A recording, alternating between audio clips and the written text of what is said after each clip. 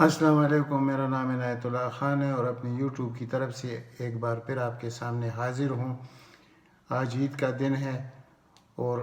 دعا کرتے ہیں کہ اللہ تعالیٰ آپ سب کو خوشیاں نصیب فرمائے، خوشی سے اپنے قربانی کرے اور غریبوں کا خیال رکھیں۔ تو ابتدا کرتے ہیں پہلے امریکی دفتر خارجہ کے ترجمان سے، جس نے پاکستان کی تعریف کی ہے اور پاکستان کے متعلق انہوں نے یہ تک کہہ دیا ہے کہ 27 نکات جو FATF کے ہیں اس میں سے 26 کو پاکستان نے بہت خوش اسلوبی سے حاصل کیا ہے، اور ہو سکتا ہے کہ انشاءاللہ بہت جلد یہ گرے لسٹ سے نکل جائے گا۔ دوسری طرف بھارت ہے، جو بھارت نے خود کہہ دیا ہے کہ گرے لسٹ میں رکھنا پاکستان کو یہ ہماری کوششوں کی وجہ سے ہو رہا ہے، یعنی کہ اس میں ان کا اپنا کوئی کہ وہ ہمدردی نہیں ہے دنیا کے ساتھ، بلکہ پاکستان کو گرے لسٹ میں رکھنے کا مقصد یہ ہے کہ پاکستان کو اسی میں رکھا جائے اور پاکستان کو مشکلات سے دوچار کیا جائے، اور جب پاکستان دوچار ہوگا مشکلات سے تو دنیا میں امن آنا مشکل ہو جائے گا۔ یہ شرارت وہ خود تسلیم کر رہے ہیں، خود بیان دے رہے ہیں کہ ہم نے پاکستان کو گرے لسٹ میں رکھا ہوا ہے، ہماری سازش کی وجہ سے انہوں نے خود بیان دے دیا ہے۔ تو دوسری طرف سے جو نیٹ پرائس ہے، امریکی دفتر خارجہ کے ترجمان، اس نے ہماری بہت زیادہ پاکستان کی بہت صفت کی ہے، خصوصاً عمران خان کے آنے کے بعد، کہ اس ملک نے 27 جو پوائنٹس ہے اس میں سے 26 پوائنٹ حاصل کیے ہیں پاکستان نے، جس کا مطلب ہے کہ پاکستان بہت سیدھے راستے پہ چل رہا ہے، اور جلد ہو سکتا ہے کہ یہ 27 جو پوائنٹ رہ گیا یہ بھی پورا ہو جائے گا۔ اور یہ پوائنٹ کیا ہے؟ یہ وہی منی لانڈرنگ کا پوائنٹ ہے، اور یہ کس کی وجہ سے ہوا؟ یہ دو خاندانوں کی وجہ سے ہوا۔ اور ہم جب FATF میں گئے تھے تو ہم کس کی وجہ سے گئے تھے؟ یہ شریف خاندان کی وجہ سے گئے تھے۔ عمران خان تو ابھی آیا ہے، ہم تو FATF میں 8 سال سے ہیں۔ تو جب یہ بات کرتے ہیں کہ عمران خان کو سیاست نہیں آتی، تو اب آپ فرق دیکھ لیجئے کہ جب یہ 16 پوائنٹ تک نہیں پہنچ سکے تھے تو اس وقت ہم 26 پوائنٹ پہ پہنچ چکے ہیں، اور صرف 1 پوائنٹ رہ گیا ہے۔ تو یہ اسے 1 پوائنٹ کے بعد پاکستان گرے لسٹ سے نکل جائے گا، اور اس کے فوائد کیا ہوں گے وہ بہت بڑے ہیں۔ اور خدا نخواستہ اگر یہ ریڈ لسٹ میں چلا جاتا پاکستان تو بہت بڑی ہماری معاشی تباہی ہوتی، تو اس سے بھی اللہ نے بچایا۔ اور اب جو آزاد کشمیر کا الیکشن ہو رہا ہے تو اس میں مریم نواز کو جو اپنی شکست نظر آ رہی ہے اور عمران خان کی جیت نظر آ رہی ہے، تو وہ تقریباً اپنا ذہنی توازن کھو چکی ہے۔ میں نے اس دن بھی آپ کو بتایا تھا کہ یہ خاتون اپنی ذہنی توازن سے تقریباً اس کا ذہنی توازن ختم ہونے والا ہے اور ختم ہو چکا ہے۔ اب اس نے جو بیان دیا ہے کہ اب عمران خان کی اولاد ایک یہودن خاتون کے ساتھ رہ رہی ہے تو وہ اس کو پال رہی ہے، یعنی جمائمہ خان کے متعلق۔ اب آپ دیکھیں جمائمہ خان کو اور دیکھیں اس کو مریم نواز کو، تو یہ اس باپ کی بیٹی ہے جو یعنی معاشی دہشت گرد ہے، اور ملک کو لوٹنے کی وجہ سے، یعنی اپنے دور میں جب بھی اس کو موقع ملا تو اس نے پاکستان کو لوٹا، اور وہ اس ملک سے مفرور ہے، ایبسکانڈر ہے۔ اب اس کا کیا مقابلہ ہے جمائمہ خان سے؟ جمائمہ خان کا جب مسئلہ بنا عمران خان کا سپریم کورٹ میں، تو ایک رسید انہوں نے پیش کر دی کہ یہ بنی گالہ کی یہ رسید ہمارے پاس موجود ہے۔ تو اس میں وہ سرخرو ہوئی اور دنیا مان گئی کہ ایک سابقہ یعنی بیوی بھی اتنا مطلب اخلاص کر سکتی ہے، مخلص ہو سکتی ہے، اور ایک طرف یہ ہے جو اپنے شوہر کو نوکر کی طرح رکھا ہوا ہے، بلکہ اس کو سامنے آنے ہی نہیں دیتی، اور اس کے جو تقاضے ہیں وہ میں اس ویڈیو میں کیا کہوں گا اس کے متعلق کہ وہ اپنے شوہر کے ساتھ کیا کرتی ہے، دنیا کو معلوم ہے، یہ سب کچھ آ چکا ہے کہ وہ اس کا برتاؤ کیا ہے اپنے شوہر کے ساتھ۔ اور دوسری طرف جو یہ جمائمہ خان کی بات کرتی ہے کہ جو سابقہ بیوی ہے اور وہ اتنی یعنی مخلص اور اتنی یعنی اس میں اتنا خلوص موجود ہے کہ مسلمان اور یہودن کا فرق، اور وہ یہودی بھی نہیں ہے وہ مسلمان بھی ہے، خود مذہب کا اخلاق سے کوئی تعلق نہیں ہوتا، تو اس عورت کا جو ذہنی توازن ہے یہ تقریباً ذہنی توازن کو کھو چکی ہے، اس لیے یہ ایسے بیانات دے رہی ہے کہ عمران خان کی اولاد پل رہے ہیں کہ ایک یہودی خاتون کے پاس۔ تو اس سے کیا فرق پڑتا ہے؟ تربیت تو والدین کی ذمہ داری ہوتی ہے، اور وہ آپ سے زیادہ بہتر سمجھ سکتی ہے، اور آپ اپنے بیٹے کے متعلق جو کہتی ہیں کہ فولو کا گیم اور یہ، تو آپ اپنی حیثیت دے کے، اس کا حیثیت دے کے، تو آدمی ناپ تول کر بات کرتا ہے، آپ اس کی حیثیت کی نہیں ہے، آپ کی حیثیت بہت کم ہے، خواہ اخلاقی لحاظ سے ہو، خواہ ایمان کے لحاظ سے ہو،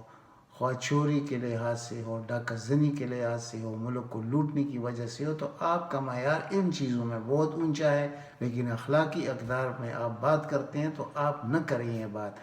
آپ الیکشن تو ویسے بھی آ رہی ہے، تو ذرا گزارا کریں، برداشت کریں۔ یہ عمران خان بھی الیکشن ہار رہا تھا، بہت سالوں سے ایک ایک سیٹ جیت رہا تھا، تو اس نے تو ایسے اخلاق سے گری ہوئی باتیں نہیں کی جو آج آپ کر رہی ہیں۔ تو دوسری طرف اب پاکستان کو دیکھا جائے تو اسی 3 سالہ دور میں پاکستان کہاں سے کہاں پہنچ گیا، یعنی ہمارا کرنٹ اکاؤنٹ خسارہ جو 10 سال کے بلند ترین سطح پر پہنچ گیا، کہ یعنی کمی اس میں اتنی زیادہ کمی آئی کہ یہ 10 سال میں کبھی اس طرح نہیں ہوا تھا۔ اس کی وجہ کیا ہے؟ کہ حکومت کے وہ کارنامے جو کہ ان کو خود مطلب معلوم تھے کہ جس سے حکومت کا خرچہ کم ہو سکتا ہے، تو وہ تو وزیر اعظم ہاؤس میں رہنے سے بھی کتنا کم ہوا کہ وہاں وہ رہنا نہیں چاہتا۔ اس نے کہا کہ یہ غریب ملک اور اتنا بڑے شاندار ماحول میں میں رہوں گا تو مجھے یہ زیب نہیں دیتا۔ ایسے بہت سے مثالیں میں آپ کے سامنے رکھ سکتا ہوں، جس میں آپ دیکھ سکتے ہیں کہ یہ کیوں یہ کرنٹ اکاؤنٹ خسارہ ہمارا تقریباً ختم ہونے والا ہے، تو یہ کس کی وجہ سے ہو رہا ہے۔ دوسری طرف ہمارے ابھی جو کسان ہے وہ خوشحالی کی طرف جا رہا ہے، اور کتنی زبردست اس سال جو کسان کو جو رعایت ملی ہے اور جو خوشحالی ملی ہے، یہ تقریباً 20 سالوں میں کبھی نہیں ہوا تھا، ان کے ادوار میں کو دیکھا جائے تو کبھی نہیں ہوا تھا۔ اور اس بار تو کسان کو 1200 ارب روپے کا اضافی رقم مل چکا ہے، اور ان کے ساتھ جو کسان کارڈ جو جاری کیا گیا اور ان میں جتنے مراحت دیے گئے ہیں، تو یہ آپ لوگ کیوں نہیں کر رہے تھے؟ تو اس وقت آپ کر دیتے تو آج آپ کو ذہنی بیماری نہ ہوتی، لیکن آپ لوگ تو صرف لوٹ مار میں لگے ہوئے تھے، تو اس وجہ سے آپ کے ساتھ یہی کچھ ہونا تھا جو آج آپ کے ساتھ ہو رہا ہے۔ اب ٹیکسٹائل مصنوعات میں جو اضافہ ہوا ہے وہ اب تاریخ کی بلند ترین سطح پر، جبکہ یہ 11 ارب ڈالر سے اوپر کبھی گیا نہیں تھا، تو آج یہ 16 ارب ڈالر تک پہنچ چکا ہے۔ اور پھر اس کے علاوہ جو کرونا میں جو کارکردگی ہے، اس پر دنیا ہماری تعریف کر رہی ہے کہ انڈیا میں 60 لاکھ سے زیادہ لوگ اس بیماری نے دنیا سے رخصت کر دیے، اور پاکستان میں الحمدللہ صرف یہ تعداد 18,000 ہے۔ تو آپ اندازہ لگائیے، اور کس طریقے سے دنیا معترف ہے پاکستان کی پالیسی سے کرونا کے معاملے میں، حالانکہ یہ ہمارے ملک میں نہیں ہوا تھا، یہ باہر سے آیا تھا، لیکن اس کو کس ہوشیاری سے ہینڈل کیا گیا، پوری دنیا اس کی معترف ہے۔ اس کے علاوہ جو نقصان ہوا ہے غریب ملکوں کا، تو G20 ممالک سے جو اپیل کی تھی عمران خان نے کہ کرونا کی وجہ سے غریب ممالک کے ساتھ رعایت برتی جائے، ان کے قرضوں میں ان کے ساتھ رعایت کی جائے، تو اس پر اب بات ہو رہی ہے، اور تقریباً 80 ممالک کو یہ رعایت ملنے والی ہے۔ تو یہ کس کی وجہ سے ہو رہا ہے؟ یہ صرف عمران خان کی وجہ سے ہو رہا ہے۔ اس نے UN میں جو سپیچ کیا تھا، اس کے بعد یہ سلسلہ شروع ہوا، پھر اس کے بعد وہ اس کے پیچھے لگا، اور یہ شخص جب کسی چیز کے پیچھے لگ جائے تو اللہ کی فضل سے وہ کام ہو جاتا ہے۔ اب اس میں پاکستان کو بھی تقریباً 4.5 ارب کا ریلیف ملنے والا ہے، اور جب پاکستان کو 4.5 ارب کا ریلیف ملے گا تو اس کا بہت بڑا مقصد ہو سکتا ہے، کیونکہ یہ ان اور چور اچکوں کا والا دور تو ہے نہیں، یہ ایک ایک پیسے کا حساب رکھتے ہیں، اور انشاءاللہ یہ ان غریب عوام پر لگے گا۔ تو آئندہ الیکشن میں آپ کو نظر آئے گا کہ اس کے نتائج کیا نکلیں گے۔ اب جو وینٹیلیٹر کی جو چوتھی کمپنی نے رجسٹریشن حاصل کیا ہے، یعنی بہت تھوڑے عرصے میں، پہلے 3 کمپنیاں بنا رہی تھی وینٹیلیٹر، ابھی 4 کمپنی چوتھے نے بھی لائسنس حاصل کر لیا ہے۔ تو ہمارے وہ مشکلات جو ہم دنیا سے کے سامنے ہاتھ جوڑ کے مانگتے تھے وہ بھی ابھی ختم ہونے والا ہے۔ تو یہ کس کے دور میں ہو رہا ہے؟ عمران خان کے دور میں ہو رہا ہے۔ تو اس کا تو پورا دنیا معترف ہے ان چیزوں کا۔ تو اگر آپ اس طرح کی یعنی بد زبان خاتون ثابت کرنا چاہتی ہیں خود کو، تو یہ آپ کی اپنی مرضی ہے، لیکن عوام آپ کو پہچان چکے ہیں۔ آئندہ کے لیے آپ کو یا آپ کے خاندان کو یہ دوبارہ موقع مل نہیں سکتا، اور یہ جب نہیں ملے گا تو آپ کا حال یہی ہوگا جو ہے، اور اس سے بدتر ہوتا جائے گا۔ آپ صرف جھوٹ پر جھوٹ بول سکتی ہیں۔ اس دن اس نے کہا کہ فوجیوں نے مجھے کہا کہ آپ کے یعنی سپاہیوں نے کہ آپ کو تو ہم ٹی وی پہ نہیں دیکھ سکتے، یہاں ٹی وی نہیں ہوتا، تو ہم آپ کو ریڈیو پہ سنتے ہیں۔ تو اب اس خاتون کی جھوٹ کو ذرا دیکھیے کہ تقریر تو کبھی ریڈیو پہ آتے نہیں ہے یعنی سیاسی لوگوں کی، تو اب اس کو کس طرح انہوں نے سن لیا؟ یہ اپنی طرف سے بات گھڑ لیتی ہے اور اس کو خود بھی سمجھ نہیں آتا، اور جو اس کو لکھ کے دیتے ہیں وہ بھی نہیں سمجھتے ان چیزوں کو کہ اس کو کیا کہلوانا چاہتے ہیں اس خاتون سے۔ اور دوسری طرف اس کا جو چچا ہے، اب دشمنی کھل کر سامنے آ چکی ہے۔ وہ آزاد کشمیر کے انتخابات میں بالکل مدخل نہیں ہوا،